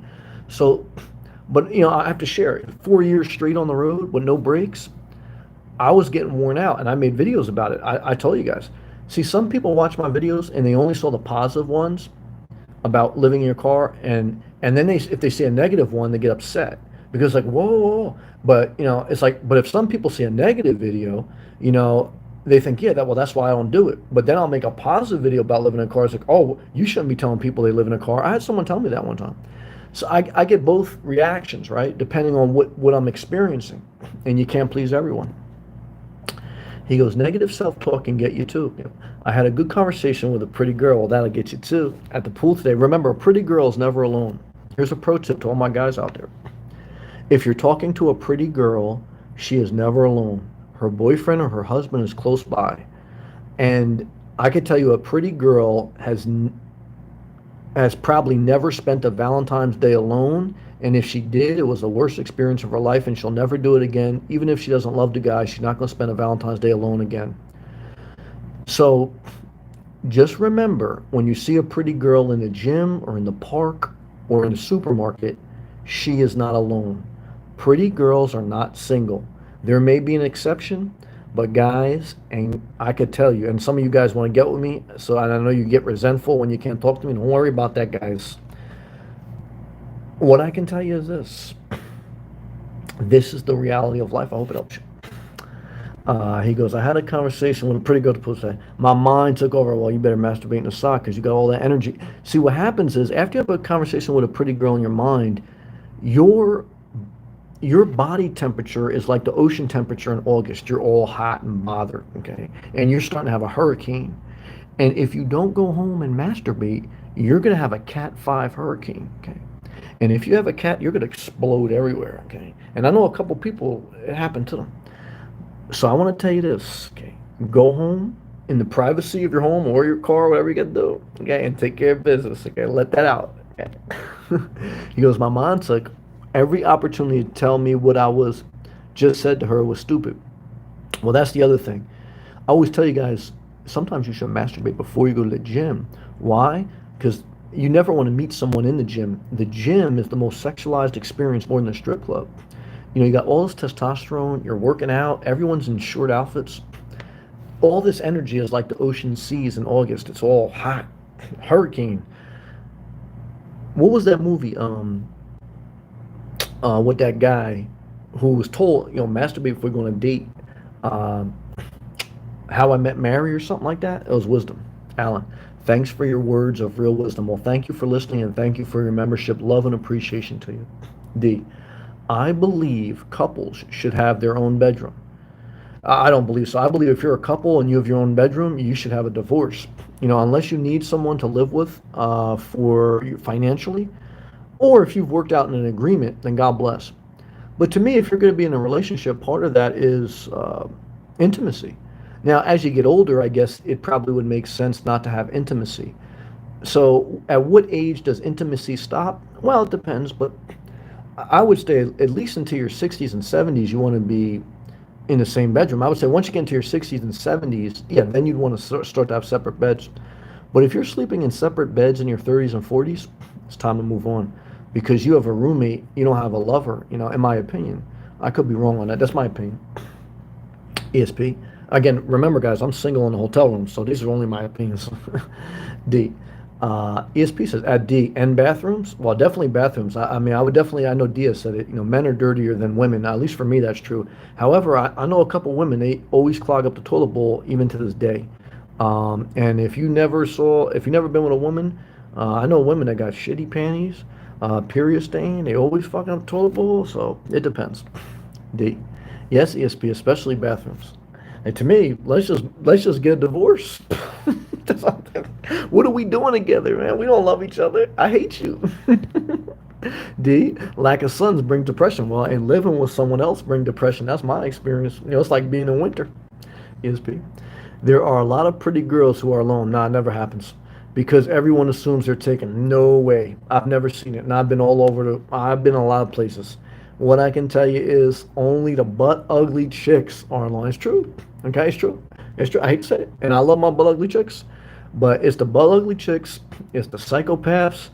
Guys, good looking people. Guys, they're hard to find. Like Seinfeld told us, guys, only 10% of society looks good. 90% thumbs down. I mean, come on. So what I can tell you guys, and I don't, I don't want to say I'm in the thumbs down, but I'm not, even though I could look depending on the angle and the lighting, I'm above average, but I'm not top of the tier. I'm not 6'5", chiseled up, and Frank and Cat don't like me because I got hair. So, some people want me to, not to be bald. So, and especially tonight, like with the lighting, I'm not looking that good. But what I can tell you is this, I'm above average. And what I can tell you is this, most people are not dateable. Okay. Why do people get together? Survival, to have kids, to have someone take care of them. Doesn't happen that way though. Money, people need someone else to live with. Shout out to the shared apartment. 2, alcohol. Most people are fucking drunks. Let's be honest. Okay? Or energy drinks. Some people are psychopaths. You. What I could tell you is this: having sex with a transgender in an all-night gas station, drinking energy drinks, and you're gonna judge me? Take it easy. Okay? So, yeah, let's stay positive. Okay? What I can tell you is this: let's stay positive tonight, guys. More positive than negative news. Okay? I want to stay positive, okay? Charles, I took the opportunity for some self-love. Well, all right now. Yeah, before you destroy your life. You almost went into a hurricane. I talked to this guy who got divorced, and when I would call him up, I said, brother, how you doing? He goes, man, I'm in a tornado right now. Because I used to always tell him, like, when you get caught in an emotional whirlwind, you're in a tornado of pain, okay? Someone put the hurricane emoji and a tornado emoji in a live chat. What I can tell you guys, I know a lot of married people. And I could probably say off the top of my head, I only know a couple that are somewhat happy. Most of them are sleeping in separate beds, waiting for the other person to die or waiting to file their divorce. It's true. But remember, I'm a guy living in a hotel room by himself. But remember, you're a person watching me. So whoever you're married to is not more entertaining than me. So that's fact, okay? He goes,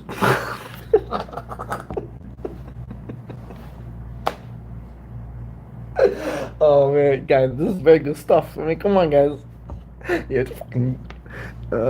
I took the opportunity for some self-love. Hey, man, if you don't love yourself, this world ain't gonna love you. I'll tell you that. To that pretty girl immediately when I got home. Hey, to me, that's a healthy move. D. At what age do men stop doing the dirty deed? I think men go into their 70s, man, and even 80s. I see men. Women, I think after they get into their late 50s. I dated MILFs in their late 40s, early 50s, and they give it one more shot. And they go, you know what, I'm a divorce now. I can look. But I know women that once they got into their late 50s, they don't want the men to see them that way. So once a woman loses her looks because of age or because of physical appearance or weight, she doesn't feel sexy about herself. And when she doesn't feel sexy about herself, she doesn't want to be with a man because she doesn't want to be judged and she doesn't want to have someone touching her. Women are very sensitive. Even women who look good are always a little bit self-conscious, in my opinion. But definitely, if a woman's going through postpartum, she don't want to be touched. And if a woman doesn't feel sexy, she don't. But when a woman feels sexy, I'm telling you right now, guys, she wants to get it on. Why? Because she wants attention. She wants She wants you to feel it. She wants you to look at the lingerie. So, guys, but that's how women do it. When they're on, they're on, and when they're off, get the fuck away from me. Okay? So, and that's why some men can't handle it. And I used to not can handle it because sometimes they're positive, sometimes they're negative. What the fuck? And what I realized is, I'm better off single. Now, you could say the same thing about men. I got some of these gay men. They're like the same way. They keep busting my balls. I said, whoa, take it easy, all right? One is I'm not even gay. I support equal rights. But don't go bust on my chops, okay? These guys want to get with me, all type of crazy shit. Charles, she said she had a boyfriend too. Yeah, guys, ain't no pretty girl single. Come on, man. You have to take her from that boyfriend. Yeah, that's what's going to happen. And then she's going to leave you like she left her ex. I know that, right? Mm-hmm. Charles, never, D. Oh, yeah, never say never. D, back at you. Frank Cat. That's true, ESP. Got 62 people watching, 62 thumbs up. Let's get that up there. Frank Cat. That's true, ESP. I've seen some pretty girls that aren't taken because of that. Because of what? Frank Cat, you're gay, man. What you talking about, pretty girls? See, I seen two gay guys in the park today, man.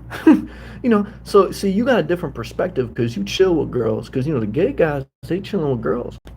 But what I could tell you is, that's like, you tell me this because you're gay. You tell me this. Do you know a lot of good-looking guys out there? Nope. Okay. Nope. Okay. Why? Because God, all the good-looking guys taken. You know that. So come on, Frank Cat. It boggles you, yeah, because you batting on the other side of the fence, man. He goes, mind, but it's true. I don't know about that, man. David, I was in special education, shout out to you, when I was in school. Love and respect to that.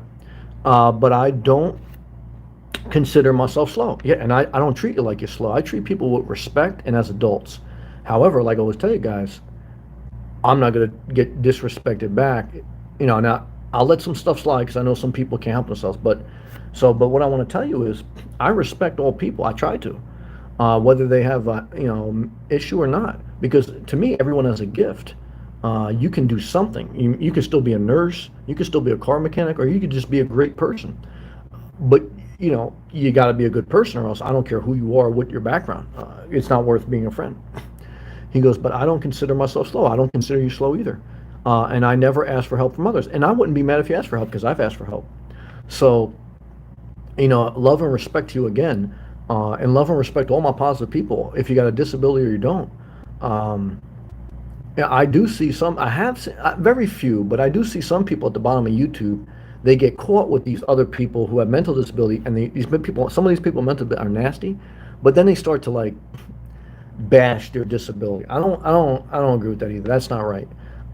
Sometimes they ask for it, but look, to me, once you get to a certain point, just end the relationship and move on. Because when you have to really, I sometimes I'm guilty of it. I don't want to get on my high horse tonight because I see some people doing it. You're going to get into negativity sometimes. Can't help it. Part of life. But you have to learn to bring yourself back and refocus on some of the positivity, or else you get caught in the negative, and then your whole life is drama cast. Frank and Cat. And honestly, some of those chicks are too high maintenance, and they admit it. Well, some of these guys, I mean, come on. I love you, man. ESP. At Cat never said he was gay. Yeah, he did. Yeah, he did. That's what he told me last night, unless I'm wrong. Now, I had a gay guy. Shout out to my guy, Doug, from New Mexico. He kept telling me he wasn't gay. And I said, all right, well, I don't care either way. But then I looked at his videos, all about like transgender singers from New Mexico. Now, I could be wrong. But he really got offended when I said something about butthole. I don't know. Look, I told you guys, I don't care if you're gay or not. To me, I'm love and respect equal rights. I support equal rights out the wazoo for gay. To me, and I look at everyone the same. But at least I thought, because I know Frankencat said the other night that he don't like guys that have hair, and I thought Frankencat was a girl. And then I said, Frankencat, you a girl, right? He said, no, I'm a guy. So, all right, well, love and respect. You know? So I don't know. Now maybe he's just looking at me as a person. I don't know. Well, you tell me, Frankencat. Frankencat says, I wouldn't say completely gay. Oh, yeah, come on. Gay is, yeah, yeah, all right. Yeah, I like some, I don't even know what that means. I know you like aliens. So see, this guy, I mean, come on, let's be honest. Infinity, love to you, brother, love to you too. I love you, Infinity. Yeah, I love Infinity. I don't know if Infinity's gay. I don't care. Yeah, it's true. Charles, I stayed at an Airbnb run by a gay dude, yeah. And he was a little too nice. I'm not mad if you're too nice. I'm not mad if you're too positive. I just mad if you're too negative. As long as they don't bother me, I don't care. Same thing with a girl, yeah. Because I had a couple girls that they were too nasty to me. I thought so much I had to get a different Airbnb. You know, if he was trying to like unwelcomely approach you, I can understand that. Yeah, ESP with her wimmies. Yeah, I don't know what that means. What does that mean? Frank and cat, he. I love to you. I respect you. D. I was with a negative person today, and I still feel it on me. Yeah, yeah, it's like a dildo in your ass. Like, once it gets out, you still feel it. Okay, because that was, infinity straight, love and respect you the same way as if, yeah, I love you. Frank Cat, I was busting your chops about it. No, Frank Cat, I don't take that as a negative, and I told you that because I respect that you like what you're like. To be honest with you, I actually like when I'm clean shaven too. I didn't take it as a negative, and I never talked negative to you about it. Even when you told me like gay or whatever, to me, I feel the same way. I actually think that's actually a fair criticism that probably should shave. But I'm still me. But I respect that. Yeah, you just busted my chops about the hair. That's okay. But true, I'm not into beards. I'm not mad at that. Yeah, to me, but you've been more positive than negative. You never say anything negative towards me. You said your preferences. So yeah, I got love for you. Yeah. All right, guys. I think we've talked about both tonight. I thought we talked about the positive and the negative news. I think that we did it in a lot of respect and love. D, when is the clean shaving going to happen? Well, I'm never going to shave my beard probably again. I'll trim it. Definitely, I'll shave my head. Probably tomorrow. I shave that once a week. As far as the upper torso, I usually shave it in June and then August. And sometimes probably when I get a home base, I'll be shaving it more, especially now that I'm in Florida full time. Because I do like the clean shaven chest and the back. I got a little hair on my back, not major, but yeah, I mean, I'm Italian, so I am more hairy than the average person. However, I do think I look better than the average person. I don't think I'm top. So, that's my opinion. And I like the hairy cooch. See, like, I don't know if Frankencat likes the shaven penis, like no pubics. But I like hairy cooch. I don't like penis at all. I like cooch. I like the hairy. Yeah, so I used to tell girls, like, don't shave. And some of them obliged, and it was very fun. That's positive in my opinion. Yeah, Frank and Cat's all groovy. Sam, we're having fun. I agree. Frank and Cat, I love it. I think we have a great time together. To me, like I said, to me, I can get along with anyone that's positive more than negative, and I don't care what walk of life they are, because to me, it's like we just having fun, man. D on YouTube. Yeah, I'm on YouTube every night. Yeah, I'm a public figure. It's crazy. ESP, yeah, ESP said, let's wrap this up. All right. I love you, ESP. I love you, everyone out there. Let's stay positive.